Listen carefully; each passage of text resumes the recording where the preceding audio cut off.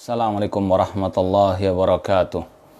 Innal hamdalillah nahmaduhu wa nasta'inuhu wa nastaghfiruh wa na'udzu billahi min syururi anfusina wa min sayyiati a'malina.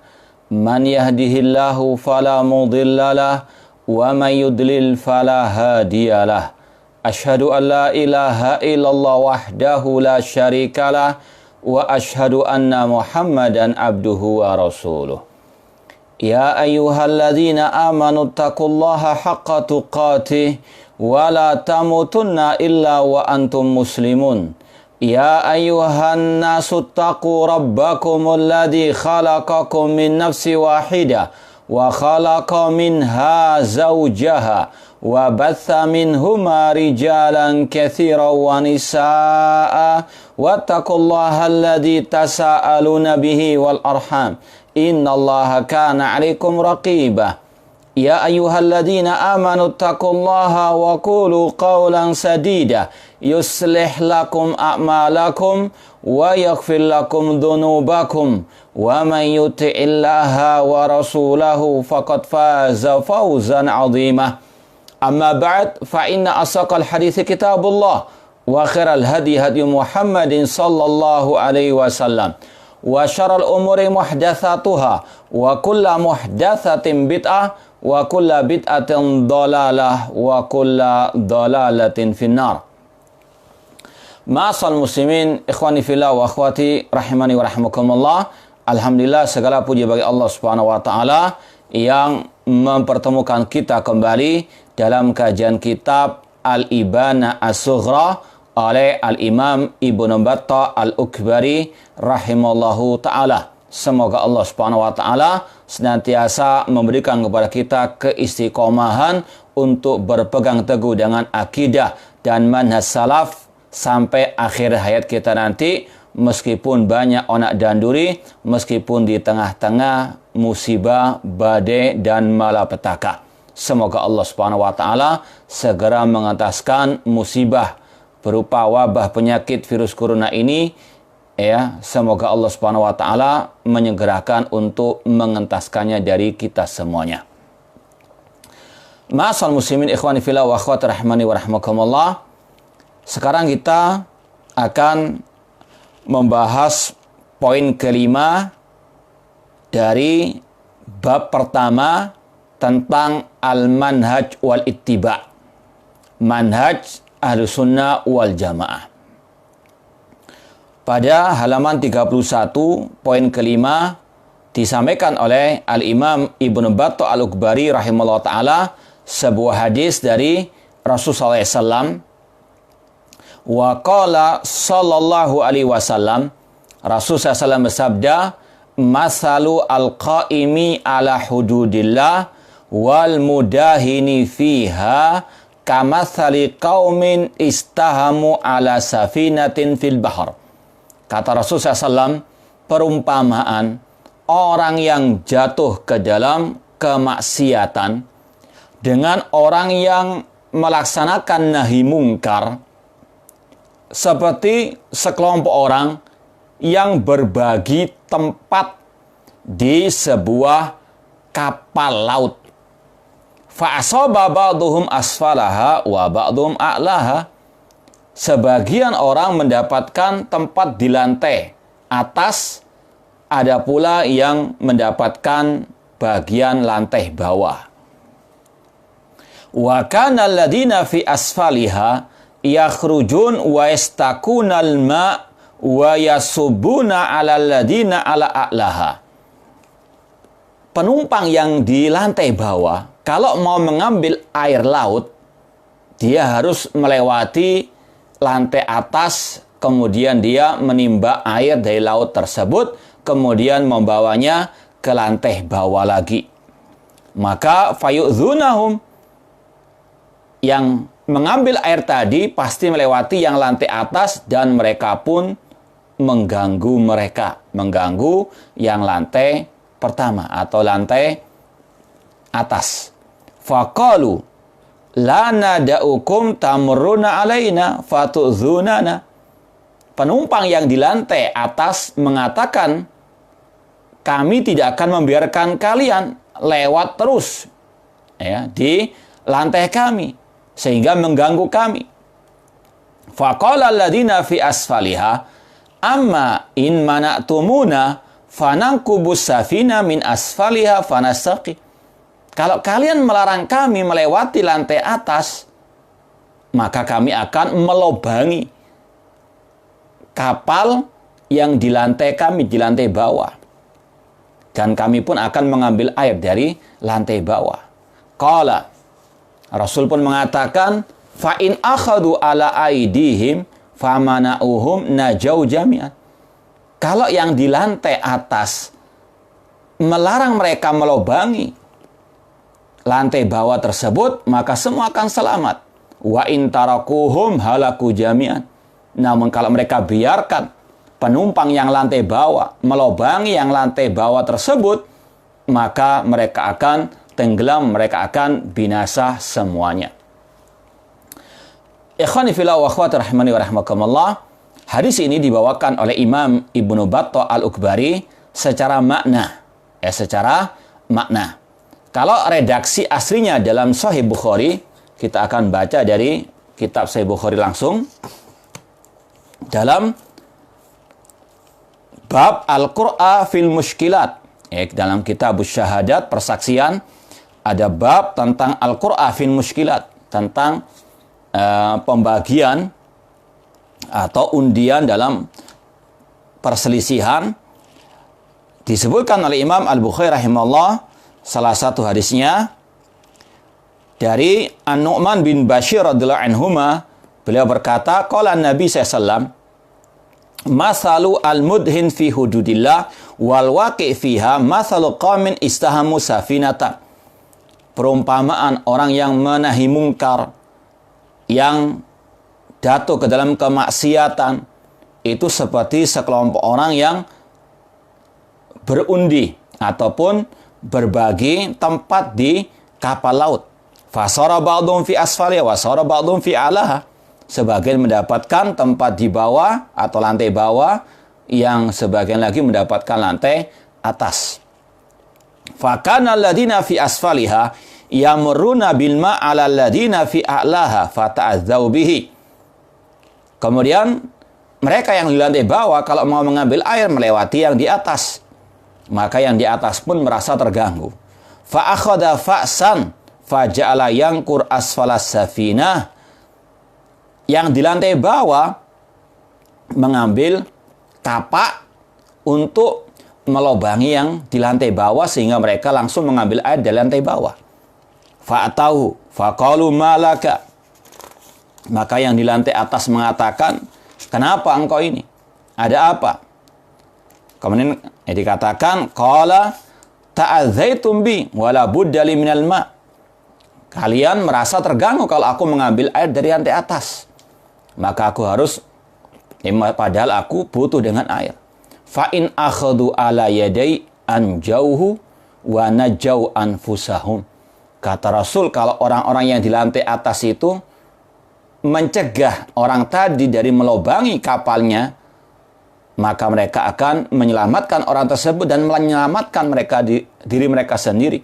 Wa in taraku ahlaku wa ahlaku anfusahum.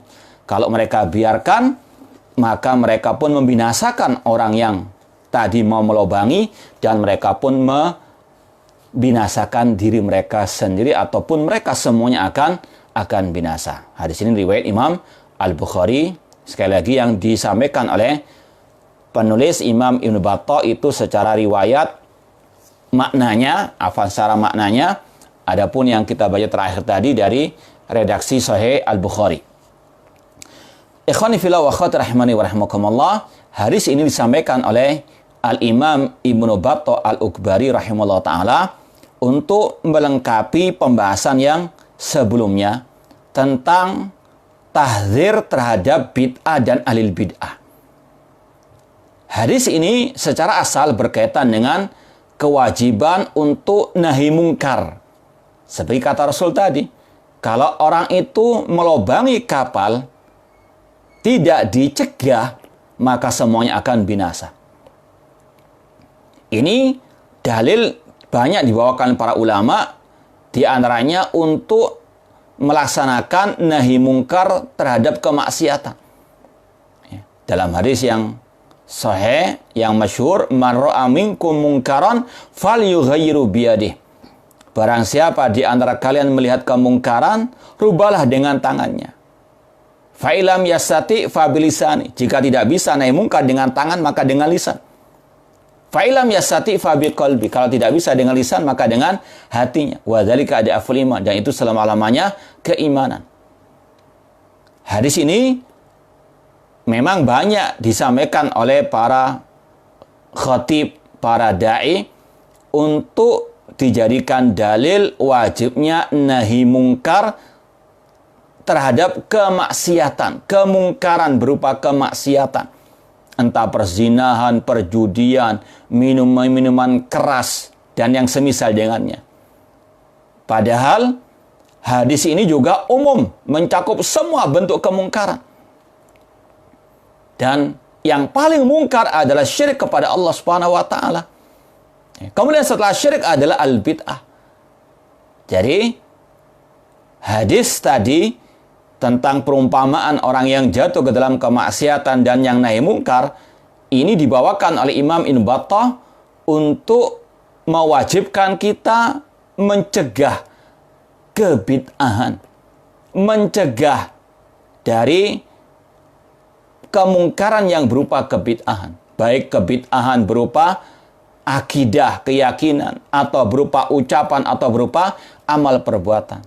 Demikian pula dengan yang lebih dahsyat dari itu, yaitu kesyirikan kepada Allah Subhanahu wa taala. Ini merupakan manhaj Ahlussunnah wal Jamaah. Hadis-hadis tentang nahi mungkar bukan hanya untuk mencegah dari kemaksiatan, tapi lebih dari itu, untuk mencegah kesyirikan, mencegah kebid'ahan, dan juga kemaksiatan. Kalau kemaksiatan saja wajib diingkari, wajib untuk dicegah, dijauhkan dari umat, apalagi kesyirikan dan kebid'ahan. Karena kesyirikan dan kebid'ahan lebih dahsyat daripada kemaksiatan. Inna syirka la dzulmun adzim. Al-bid'ah ahabbu ila iblis minal ma'siyah. Kata Sufyan Ats-Tsauri, bid'ah lebih dicintai oleh iblis daripada maksiat. Al-maksiyatu yutabu minha wal bid'atu la yutabu minha. Orang yang berbuat bid'ah tidak pernah merasa salah. Maksiat lebih ringan dibandingkan bid'ah. Kalau Rasul mewajibkan kita nahi mungkar terhadap maksiat, apalagi terhadap kebid'ah. Dan inilah yang diinginkan oleh Al-Imam Ibnu Battah ketika membawakan hadis ini. Ya, sekali lagi hadis ini memang banyak dibawakan untuk nahi mungkar dalam kemaksiatan.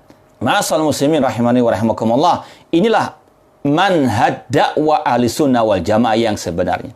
Manhaj dakwah as-salafiyah, yaitu melaksanakan nahi mungkar, dan yang paling dicegah adalah kesyirikan kepada Allah Subhanahu wa taala. Maka kalau kita mau bandingkan antara metode dakwah salafiyah dengan dakwah-dakwah yang lain, maka ini salah satu jurang pemisah. Ini salah satu pembedanya. Kalau dakwah-dakwah,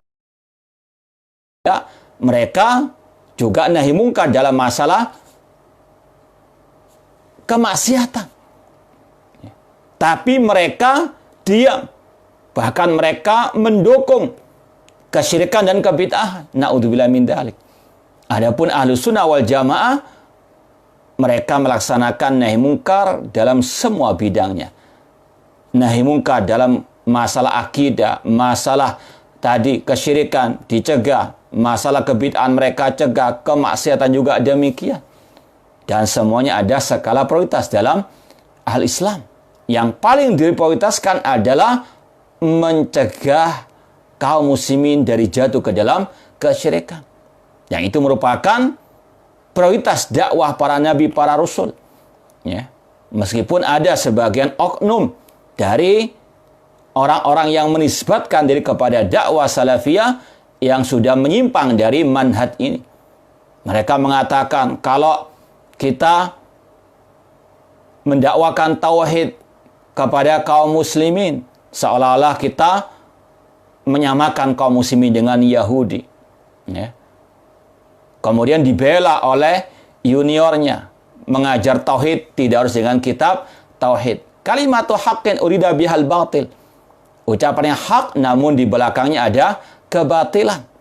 Ya, dikala seniornya mengatakan tadi dakwah tauhid itu tidak layak lagi bagi kaum muslimin sekarang, ya, dibawa oleh juniornya dengan mengatakan mengajar kitab tauhid tidak harus dengan kitab tauhid. Kalimatu haqqin urida bihal batil. Ya, seperti kemarin yang kita sampaikan, orang-orang yang mengatakan kami tidak takut dengan virus corona, kami hanya takut dengan Allah. Kalimatu haqqin urida bihal batil. Ya, ini bersilat lidah. Ya, jelas-jelas menyimpang namun dibela dengan alasan mengajar tauhid tidak harus dengan kitab at-tauhid. Maka hati-hati. Ma'asal muslimin rahimani wa rahimakumullah, prioritas dakwah salafiyah nahi mungkar. Ya, mencegah manusia dari kesyirikan, itu yang pertama. Ya, setelah menjelaskan tauhid, wa'budullah wa la tusyriku bi syai'. Sembahlah Allah, jauhi kesyirikan. Ani'budullah wajtanibut taghut. Ini metode dakwah as-salafiyah. Dan di antara yang dinahi mungkar oleh dakwah salafiyah adalah kebid'ahan. Dan ini sekali lagi yang diinginkan oleh Al-Imam Ibnu Battah Al-Ukbai rahimahullah ta'ala. Makanya Al-Imam Ibnu Qayyim rahimahullah ta'ala ketika menyampaikan tingkatan-tingkatan jihad dalam kitab beliau Zadul Ma'ad, yang keempat di antara bentuk jihad adalah mengingkari perbuatan maksiat, kedzaliman dan kebid'ahan. Yang diingkari bukan hanya kemaksiatan namun juga kebid'ahan. Harus dinahi mungkar. Ini manhaj yang hak. Ini manhaj Al-Quran, manhaj sunnah Rasulullah SAW. Seperti yang sudah kita sampaikan dari surat Ali Imran yang dari ayat 103 sampai ayat 106. Ini metode ahli sunnah, mana al-sunnah dalam berdakwah di antaranya. Wa'tasimu bihablillah jami'an wala tafarraqu. Berpeganglah dengan tali Allah, dengan Al-Quran dan Sunnah, dengan pemahaman para salafus saleh, dan jangan kalian berpecah belah. Kalau umat berpegang teguh dengan tali Allah, Al-Quran dan Sunnah, dengan pemahaman para salaf, tidak akan terpecah. Ini kiat menggapai persatuan umat, kembali kepada referensi agama Islam yang sebenarnya, Al-Quran dan Sunnah dengan pemahaman para salafus saleh. Kemudian Allah mengatakan pada ayat selanjutnya, wal takum minkum ummatun yad'una ilal khair. Hendaklah ada di antara kalian sekelompok orang yang menyuruh kepada kebaikan, ya'muruna bil ma'ruf wa yanhauna 'anil munkar. Menyuruh kepada kebaikan yang ma'ruf dan mencegah dari kemungkaran. Bahwasanya Allah menyatakan persatuan umat harus juga didasari oleh nahi mungkar. Ini juga bedanya ahlu sunnah, dakwah salafiyah dengan kelompok ikhwanul muslimin.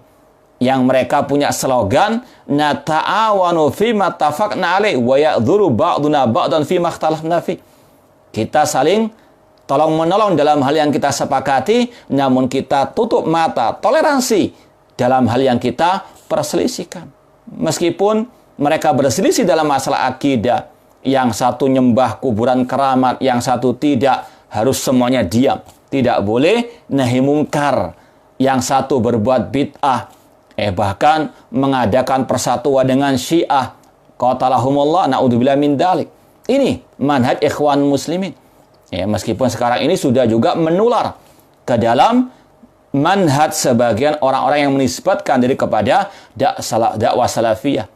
Bahkan ada sebagian oknum-oknum tersebut yang mengatakan boleh kita gotong royong dengan mereka. Seperti kalau kita di kampung gotong royong, membersihkan selokan dengan semua orang. Na'udzubillah min dalik. Seperti kalau kita katanya masuk ke pesawat, masuk ke bis umum dan sebagainya, kumpul dengan orang-orang tersebut tidak ada masalah. Kumpul dengan ahli bidah, na'udzubillah min dalik. Ini jelas-jelas menyimpang dari akidah dan manhaj salaf seperti yang disampaikan oleh Imam Ibnu Battah di awal kitab ini. Wajibnya menjauh dari ahli bidah, bukan malah bergabung dengan mereka. Ini jelas-jelas menyelisihi dakwah as-salafi atau manhaj dakwah as-salafi. Harus ada nahi mungkar, tidak boleh kita diam. Bahkan sudah disampaikan ayat dari surat Al-Maidah ayat 78 sampai 79. Al-Maidah Allah mengatakan lu'inal ladzina kafaru min bani Israila ala lisani Daud wa Isa ibni Maryam dzalika bima asaw wa kanu ya'tadun kanu la yatanahawna an munkarin fa'alu.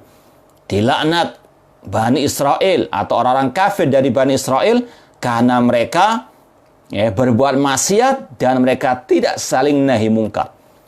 Lu'inal ladzina kafaru min bani Israil ala lisani Daud wa Isa ibni Maryam. Ya, apa sebab mereka dilaknat? Di antaranya karena mereka berbuat maksiat dan mereka tidak saling nahi mungkar. Diam dari kemungkaran. Dan ini juga yang terjadi di antara sebagian kaum muslimin. Ini bukan hanya, kata ulama, ayat ini bukan hanya ditujukan kepada Bani Israel. Namun juga umum untuk semua yang sama sifatnya dengan Bani Israel yang tidak mau nahi mungkar padahal mereka mampu. Na'udzubillah min dzalik. Maka kalau kita mau selamat dari laknat Allah, di antaranya harus melaksanakan nahi mungkar. Jangan karena satu organisasi, karena ustadznya atau ulamanya keliru, karena satu organisasi, karena satu yayasan, karena satu perguruan, satu amar mater, kemudian dibela. Na'udzubillah min dzalik. Ini padahal dalam kebatilan, dalam kesesatan. Ini lebih dahsyat daripada perbuatan Bani Israel. Perbuatan Bani Israel dilaknat hanya gara-gara tidak mau nahi mungkar. Kalau ini bukan malah mengingkari, tidak cukup dengan diam, malah mendukung. Seperti tadi, ketika sang dokter keliru dalam manhaj dakwanya, mengatakan sekarang ini secara umum, ringkasnya dakwah tauhid tidak layak untuk kaum muslimin.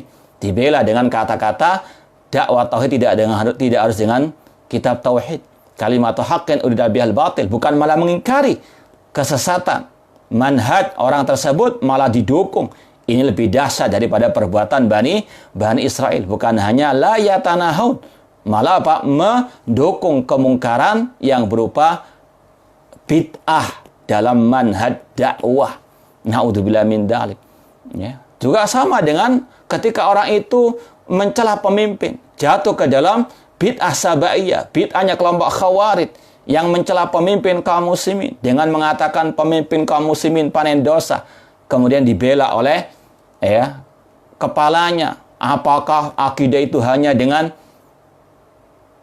pembahasan walil amr saja? Na'udzubillah min dzalik. Bukan mengingkari anak buahnya, malah mensupport, malah mencaci maki akidah Ahlussunnah wal Jamaah. Na'udzubillah min dzalik. Ini lebih dahsyat daripada kemungkaran Bani Israel, la yatanahuna an munkarin.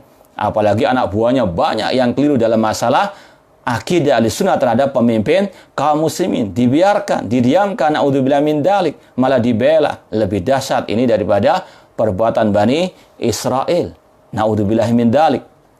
Intinya, kalau kita wajib mencegah manusia dari perbuatan maksiat, apalagi perbuatan syirik, apalagi perbuatan al-bid'ah. Dan ini yang sekali lagi dibawakan oleh Imam Ibnu Battah Al-Ghubari rahimahullah ta'ala, untuk kita harus ada nahi mungkar terhadap kebid'ahan. Harus kita mencegah umat dari bid'ah dan dari ahli al-bid'ah. Dan itu termasuk tadi kata Ibnu Qayyim, al-jihad fi sabilillah. Di antara jihad adalah jihad melawan pelaku kemaksiatan, kemungkaran, kedzaliman, dan juga pelaku kebid'ahan. Bukan malah dibiarkan. Apalagi dengan kaidah tadi, kaidah ikhwan muslimin yang kata para ulama ini akidah yang menghancurkan al-wala wal bara. Na'udzubillah min dzalik.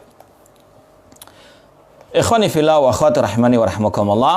Kemudian Al-Imam Ibnu Battah Al-Ghubari rahimahullah ta'ala membawakan hadis Rasul SAW tentang perpecahan umat. Poin yang keenam, wa qala Nabi sallallahu alaihi wasallam, Nabi SAW bersabda, iftarakat banu Israila ala sintaini wa sab'ina firqatan. Rasul bersabda, Bani Israel terpecah menjadi 72 kelompok. Wa sataftariku ummati ala 73 firqatan firqatin najiyatin wa sintaini wa sab'ina finnar. Kata Rasulullah SAW, dan umatku, umat Islam akan terpecah menjadi 73 kelompok. Yang satu firqah najiyah, kelompok yang selamat. Namun yang 72 kelompok yang diancam masuk neraka. Hadis ini diriwayatkan Imam Tirmidzi dan yang lainnya, dan kata Syekh Albani ini hadis yang hasan sahih. Kita mau baca redaksi dari Sunan At-Tirmidzi.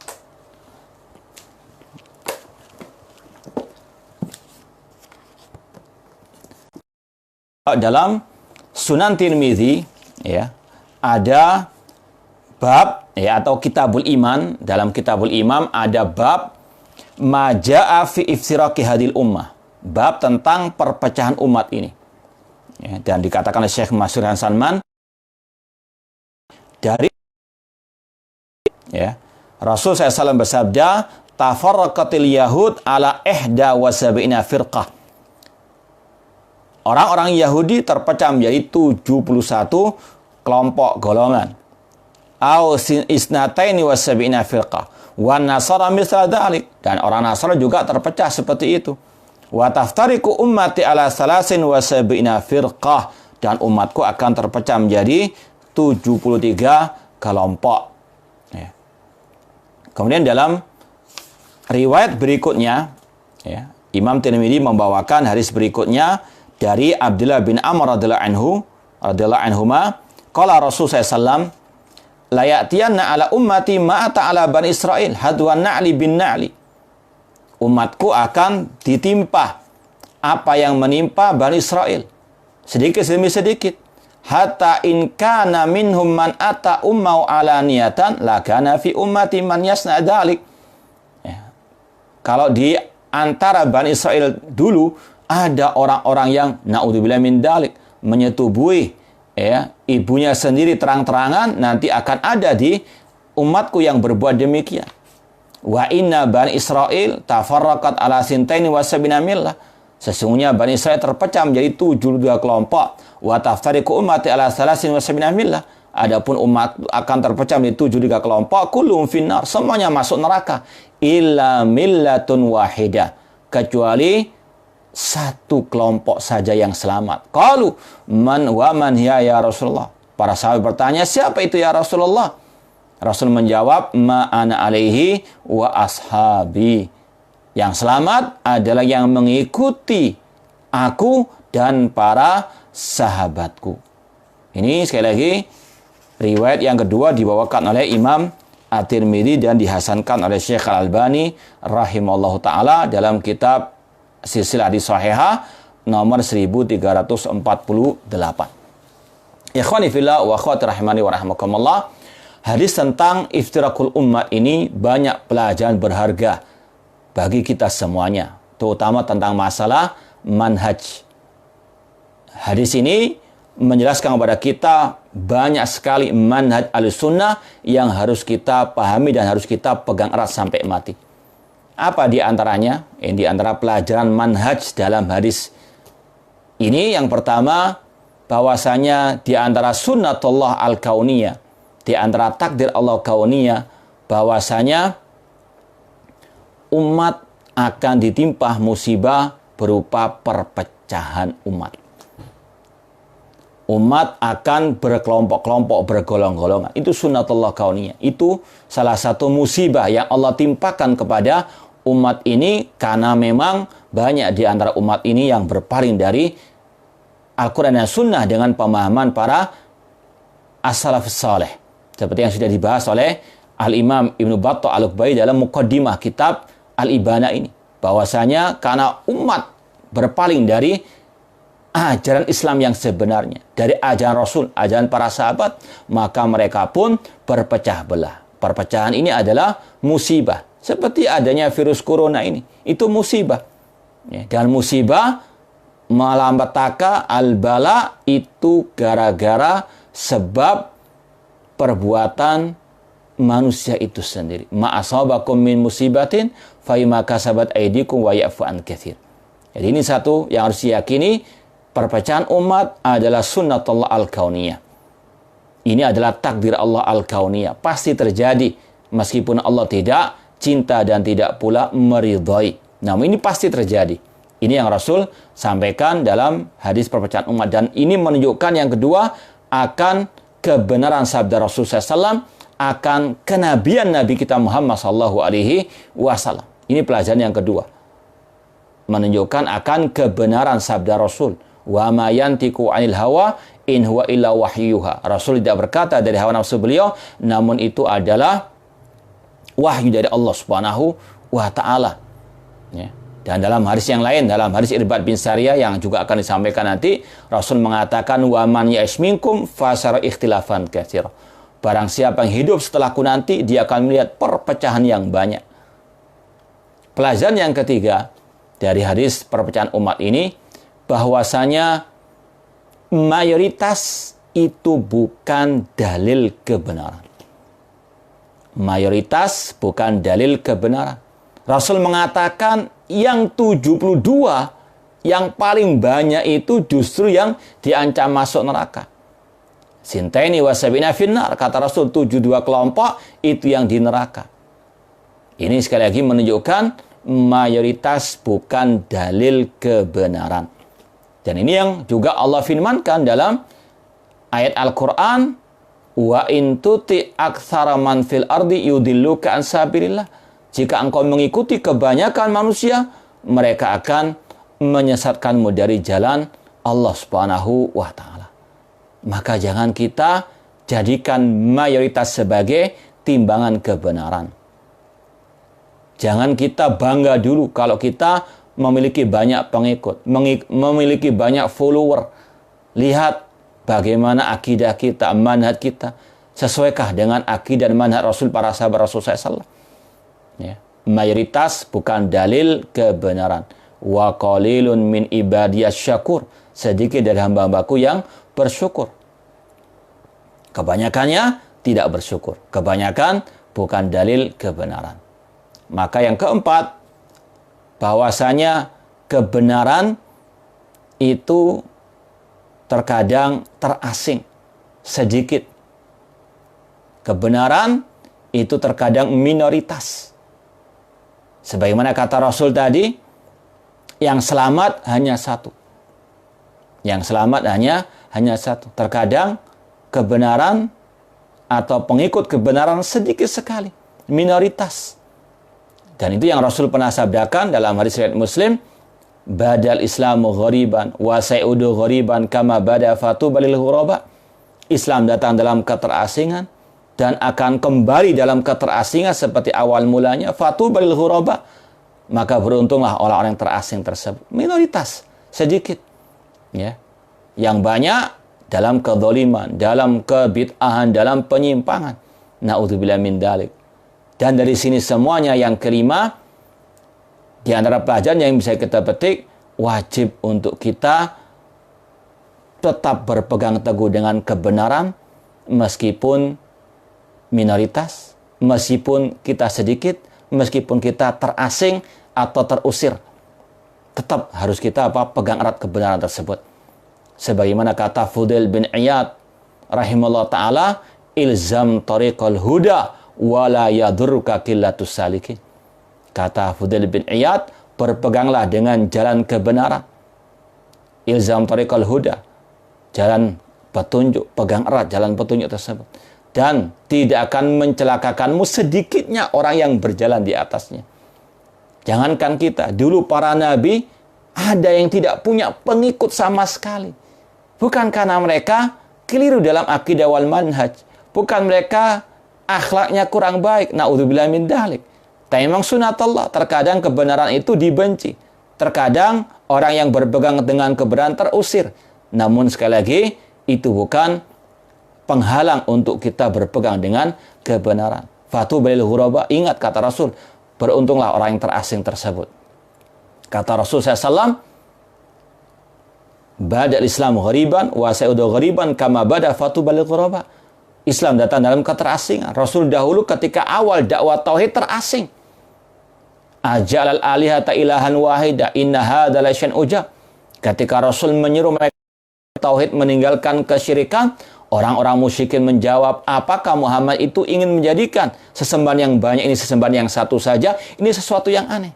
Dakwah tauhid, memerangi kesyirikan dahulu dianggap aneh, asing oleh orang-orang musyrikin jahiliyah. Dan ini yang juga terulang sekarang.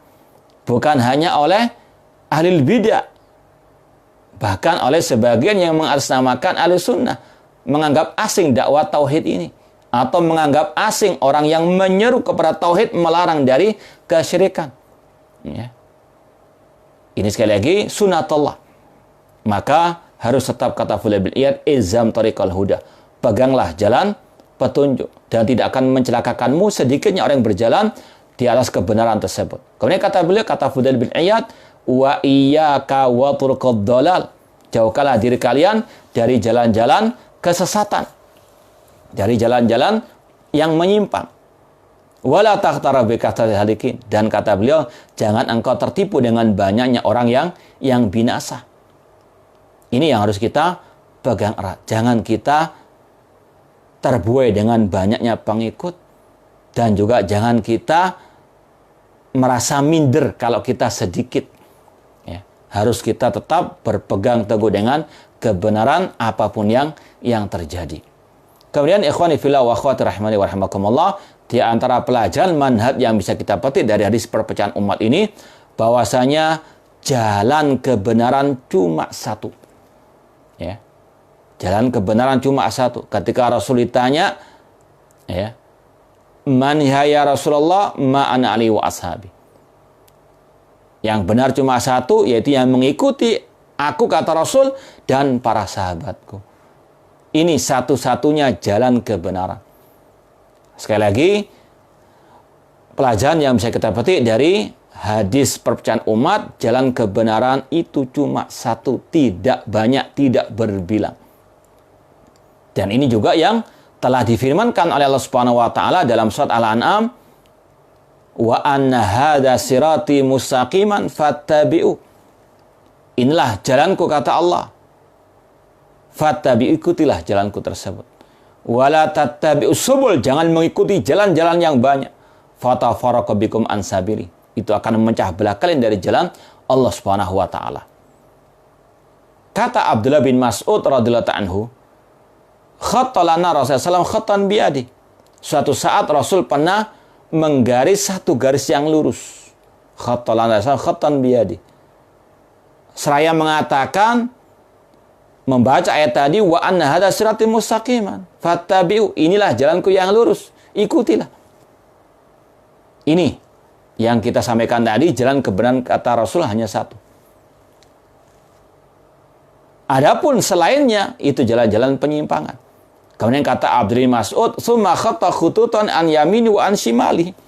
Kemudian Rasul menggaris garis yang banyak di sebelah kanan dan di sebelah kiri garis yang lurus yang satu itu.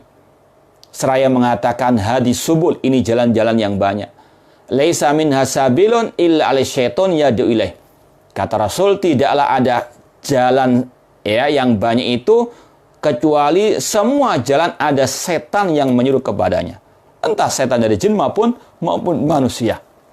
Ikhwani fillah wa akhwati rahimani wa rahimakumullah, sekali lagi harus kita yakini kebenaran hanya satu.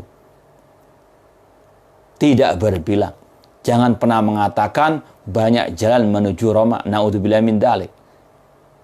Jalan menuju surga hanya satu, yaitu jalannya Rasul dan para sahabat Ar-Rasul sallallahu alaihi wasallam. Famada ba'dal haqqi ila dhalal. Allah mengatakan tidaklah setelah kebenaran kecuali kesesatan. Dan itu pula yang diucapkan oleh Al-Imam Ibnu Qayyim rahimahullah ta'ala. Kata beliau, wahada li'anna tariq al-musil ilallahi wahidun. Sesungguhnya jalan yang mengantarkan manusia kepada Allah hanya satu. Wa huwa ma ba'atha bi rusulahu wa anzala bi kutubah. Yaitu jalan yang dengannya Allah mengutus para rasulnya, menurunkan kitab-kitabnya. Walau atan nasu min kulli tariqin wastaftahu min kulli babin faturuk alim masduda wal abwab alim mughlaqa.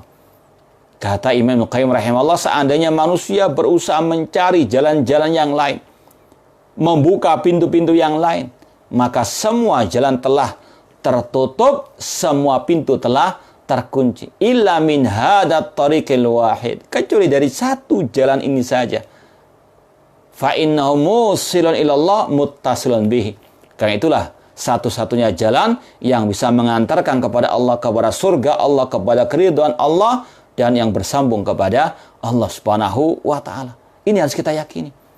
Ya. Ini semuanya agar kita tidak menjadi orang yang pelin-pelan, menjadi orang yang mincela-minceli. Ya. Terkadang ikut ahlus sunnah, terkadang ikut ahlul bidah, terkadang ikut dakwah salafiyah, terkadang ikut dakwah jamaah tabligh, dakwah ikhwan muslimin, naudzubillah min dzalik. Cukup bagi kita dakwah Rasul, dakwah para sahabat ar-Rasul sallallahu alaihi wasallam. La tazalu ta'ifatun min ummati zahirin al-haqqi. Senantiasa akan ada di tengah umatku sekelompok orang yang tegak di atas kebenaran. Kebenaran sudah ada di dalam dakwah salafiyah. Tidak perlu cari-cari metode dakwah yang lainnya. Ya. Karena ada sebagian dai-dai yang menisbatkan kepada salafiyah, namun salafiyah berlepas dari mereka. Ya. Ingin dakwah yang diterima oleh semua orang. Ingin followernya banyak, kemudian mengikuti dakwah kelompok ikhwan muslim. Seolah-olah dakwah salafiyah tidak cukup bagi mereka. Na'udzubillah min dzalik. Ya, harus kita yakini dakwah yang hak hanya satu. Dakwah yang sesuai dengan ajaran Rasul, para sahabat ar-Rasul sallallahu alaihi wasallam. Ya. Dakwah salafiyah itulah dakwah ar-Rasul dan para sahabat ar-Rasul sallallahu alaihi wasallam. Ini yang kita pegang erat. Tidak boleh kita mencela-mencela, tidak boleh kita pelin-pelan, ikut sana ikut sini, naudzubillah min dzalik, mengadopsi ajaran jamaah tabligh, mengadopsi ajaran ikhwan muslimin, mengikuti metode dakwah dai-dai mereka, naudzubillah min dzalik. Ini sekali lagi karena tidak yakin dengan al-haq wahid, kebenaran hanya satu, yaitu apa yang diajarkan Rasul dan para sahabat ar-Rasul sallallahu alaihi wasallam. Ikhwani fillah wa akhwati rahimani wa rahimakumullah. Kemudian pelajaran manhaj yang berikutnya bahwasanya siapa yang benar itu? Apakah kelompok ini kelompok itu? Apakah yang sesuai dengan fulan dan fulan? Tidak. Namun yang hak kata Rasul yang selamat adalah ma'ana alaihi wa ashabi. Yang mengikuti aku yaitu Rasul dan para sahabat ar-Rasul sallallahu alaihi wasallam. Ini manhaj dakwah salafiyah. Ini metode dakwah salafiyah. Tidaklah beragama, berakidah, beribadah kecuali mengikuti ajaran Rasul dan para sahabat ar-Rasul sallallahu alaihi wasallam. Ya. Dalam segala bidang. Ya, dalam segala bidang, terutama dalam masalah al-akidah. Yang selamat, yang benar, yang mengikuti Rasul dan para sahabat Rasul. Ini tolak ukur ahli sunnah wal jamaah. Ini timbangannya ahli sunnah wal jamaah. Semua metode dakwah ditimbang dengan timbangan Rasul dan para sahabat Rasul sallallahu alaihi wasallam. Seperti tadi, kalau ada oknum atau dai meskipun dia gelarnya doktor, meskipun keluar dari Madinah, kalau mengatakan dakwah tauhid sekarang tidak layak bagi kaum muslimin, kalau kita mendakwakan tauhid kepada kaum muslimin seolah-olah kita menyamakan kaum muslimin dengan Yahudi, bahkan mengatakan ini adalah akidahnya, manhajnya kelompok khawarij, ini adalah kedzaliman dan sebagainya. Kita katakan yang benar ma'ana wa ashabi. Bagaimana metode dakwahnya Rasul? Rasul berdakwah dari awal memulai dengan dakwah tauhid. Rasul fokus prioritas dakwah tauhid dan itu bin Jabal, innaka ta'ti qauman ala kitab falyakun awwala ma tad'u ila syahadatu alla ilaha illallah. Rasul mempraktekkan sendiri prioritas dakwah beliau tauhid. 10 tahun pertama di kota Mekah dakwanya tauhid. Qulu la ilaha illallah tuflih wa'budullah wa la tusyriku bi syai'ah. Tidak cukup itu saja. Rasul mengajarkan kepada sahabat beliau Mu'adz bin Jabal untuk memulai dakwah dengan tauhid. Falyakun awwala ma tarim syahadatu alla ilaha illallah. Dan ini yang dipahami oleh para ulama ahli sunnah. Kalau ada doktor yang mengatakan dakwah tauhid sudah tidak layak bagi kaum muslimin, innalillahi wa inna ilaihi raji'un. Ini bukan masalah yang sepele. Ini menyelisih, menyimpang dari metode dakwahnya Rasul SAW. Cuma yang aneh kok malah dibela dengan kalimat haqqin urada bil batil. Tidaklah dakwah tauhid harus dengan kitab tauhid. Naudzubillahi min dzalik. Ya, sudah tahu keliru namun didukung dengan tadi kalimat yang hak namun di belakangnya ada kebatilan. Harus hati-hati. Ya, ini sekali lagi adalah timbangan Ahlussunnah, menimbang semuanya dengan dakwah Rasul, para sahabat Rasul, menimbang semuanya dengan ma'ana alaihi wa ashabi. Ya. Ikhwani fillah wa akhwati rahimani wa rahimakumullah. Kemudian di antara pelajaran yang bisa kita petik dari hadis perpecahan umat, bahwasanya harus ada nahi mungkar dalam masalah manhaj ini. Yang menyelisih ma'ana alaihi wa ashabi harus ditahdzir. Itu yang Rasul ajarkan. Rasul mentahdzir kita, memperingatkan kita dari bahaya 72 kelompok yang sesat tadi. Ini yang juga diinginkan oleh Imam Ibnu Battah Al-Kubai rahimahullah ta'ala ketika membawakan hadis perpecahan umat, agar kita menjauhkan umat dari kelompok-kelompok yang sesat tersebut.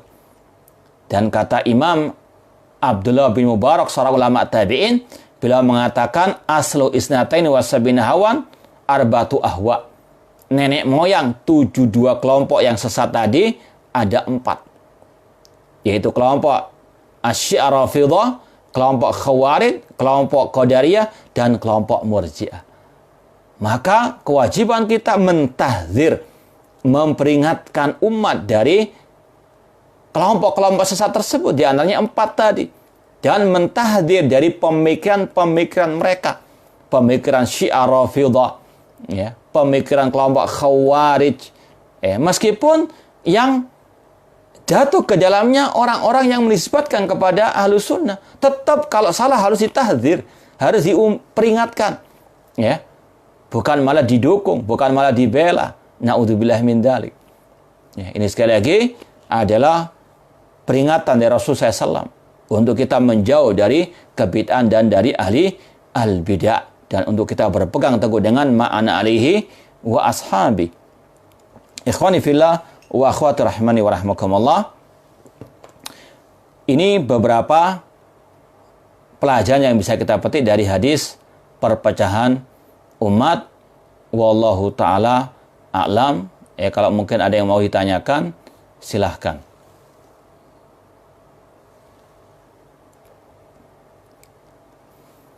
Ini ada pertanyaan yang langsung kita baca.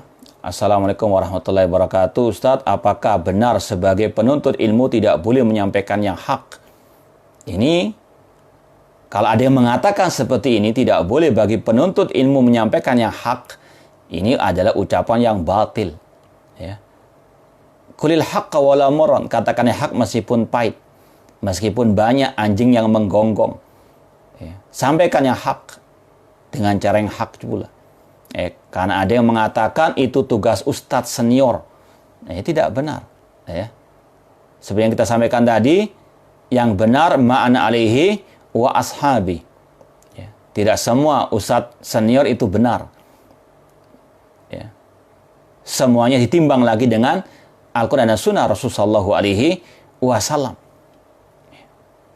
Ukuran kita, ukuran timbangan Ahlussunnah wal Jamaah ma'ana alaihi wa ashabi. Meskipun kalau ustadz tersebut ustadz senior dan memang ucapannya hak, maka ini harus kita ikuti. Tapi sekali lagi, al-haq, kebenaran itu diukur dengan Al-Quran dan Sunnah, dengan pemahaman para salafus saleh, dengan ma'ana alaihi wa ashabi. Sekali lagi, dakwah salafiyah pertengahan dalam segala hal. Tidak fanatik kepada ulama, atau kepada ustaz senior, tapi tidak pula meremehkan. Tapi jangan sampai kebatilan ketika diucapkan oleh ustadz yang dianggap senior kemudian dibela, atau karena dia mudir pesantren kemudian dibela. Naudzubillah min dzalik. As-sakit anil haq syaiton akhras, kata Abu Ali Ad-Daqqaq, seorang ulama salaf. Orang yang diam dari kebatilan, dari kebenaran, itu setan yang bisu. Naudzubillah min dzalik.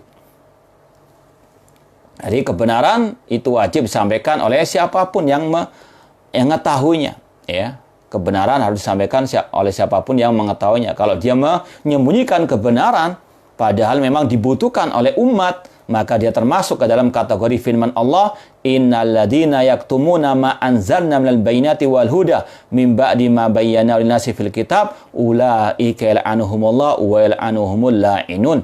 Sesungguhnya orang yang menyembunyikan apa yang Allah turunkan dalam Al-Quran dari petunjuk, maka mereka dilaknat oleh Allah Subhanahu wa Ta'ala. Tahu kebenaran namun disembunyikan, ya. Tahu kezaliman tapi dibiarkan, malah dibela. Naudzubillah min dzalik. Ini seperti setan yang bisu, kata ulama salaf tadi. Wallahu taala alam.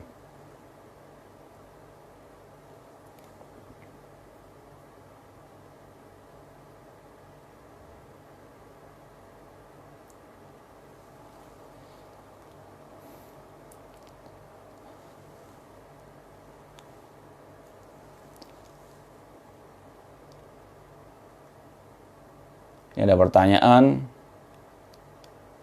termasuk syubhat Nasrani, mereka mengatakan Nabi Isa lebih baik daripada Nabi Muhammad karena Nabi Isa tidak punya bapak, sedangkan Nabi Muhammad punya bapak, sehingga menyandarkan bahwa Nabi Isa adalah anak Allah. Sungguh Allah Maha Besar dan Maha Tinggi dari apa yang mereka katakan. Kita sebagai umat Islam wajib meyakini Nabi Muhammad Sayyidu Waladi Adam, tuannya anak Adam. Ya. Adapun karena tidak punya bapak kemudian dikatakan Nabi Isa yang paling mulia, ini keliru. Bahkan yang lebih mulia Nabi Adam, nggak punya bapak, nggak punya ibu. Ini ukuran yang tidak benar sama sekali. Ya, tidak benar sama sekali. Nabi Isa lebih baik daripada Nabi Muhammad SAW. Dan Nabi Isa berlepas diri daripada orang-orang Nasrani tersebut. Ya. Bahkan Nabi Isa alaihissalam menyuruh mereka, Bani Israel, untuk beribadah kepada Allah. Wa qala al-Masihu ya Bani Israil a'budullaha rabbi wa rabbakum. Nabi Isa mengatakan, wahai Bani Israel, sembahlah Allah, Rabb kalian, Rabbku dan Rabb kalian. Nabi Isa berlepas diri daripada mereka. Nah,